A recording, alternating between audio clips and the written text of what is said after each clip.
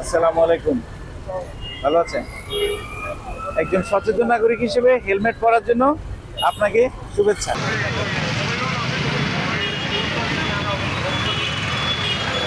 পুলিশি সেবা, এটাকে সেবার মনোভাব নিয়ে আমাদের পুলিশ সদস্যরা যেন প্রদান করেন, তাদেরকে এই মাইন্ডসেটের জন্য প্রস্তুত করা, তাদেরকে উৎসাহিত করা।